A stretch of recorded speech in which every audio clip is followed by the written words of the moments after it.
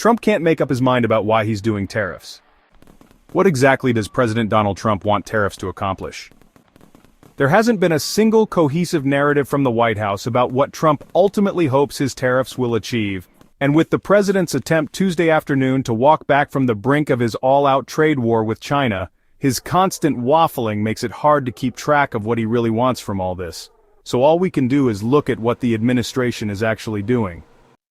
So far, Trump's tariff plan appears to be the equivalent of setting the neighborhood on fire and standing outside with a big fire truck, waiting for all the people to line up and plead for help. And there's not much to suggest the strategy goes much further than that, despite the administration's quixotic and largely rhetorical fantasy of bringing manufacturing back to the United States.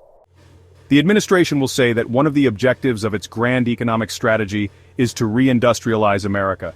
If that is the objective, the economic policy is internally inconsistent.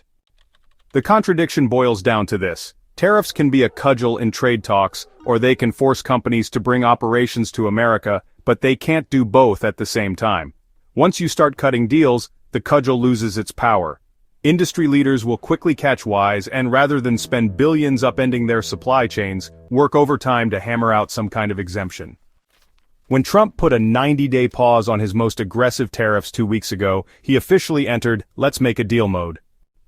It started with iPhones, which under Trump's 145% China tariffs were set to more than double in price. But Apple CEO Tim Cook called the White House and soon secured a reprieve, the New York Times reports. Other businesses took note, and soon CEOs and lobbyists were scrambling to make their case for why their burning house also deserves some water. On Monday, the CEOs of Walmart, Target, Lowe's, and Home Depot descended on the White House to discuss tariffs, a White House official told my CNN colleagues. Lobbying groups from across corporate America have also been scrambling to get the president's attention, though, as Politico noted this week, many of those folks are hitting a wall. Not because Trump is so ideologically committed to bringing back manufacturing jobs, but because the White House has failed to set up a formal process to let companies make their case. There's only one person that can really authorize that exemption, and that's the president. So if you're not a company that can whisper in the president's ear or make the trip to Mar-a-Lago and do it persuasively, then you're sort of frozen out of the process for now. Why is any of this a problem? First, there's the obvious potential for corruption. Second, Trump's populist tariff narrative, or at least the version peddled by discredited academic and Project 2025 contributor Peter Navarro, is shot. And third, the playbook so far is all strategy with no clear endgame. After Trump's April 9th tariff pause, his aides were quick to chide members of the media and critics of the administration as missing the point. You have been watching the greatest economic master strategy from an American president in history, senior advisor Stephen Miller wrote on X.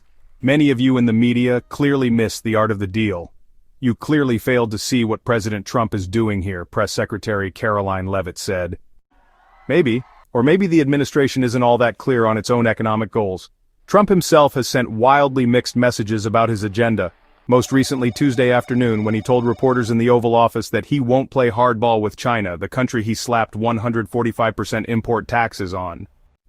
If the media are confused, maybe trade negotiators are too.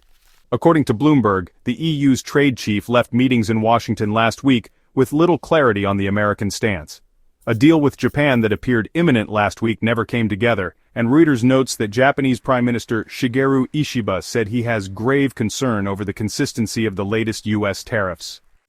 Even if the administration manages to ink a series of deals, that would only put the fires it started. It wouldn't undo the damage Trump's tariffs have already done. In an alarming report, the International Monetary Fund forecasts sharply slower economic growth, particularly in the United States, as we enter a new era in which the global economic system that has operated for the last 80 years is being reset. Bottom line, trade wars are bad for business. Take it from DJ D. Saul, also known as Goldman Sachs CEO David Solomon. The level of uncertainty is too high. It's not productive.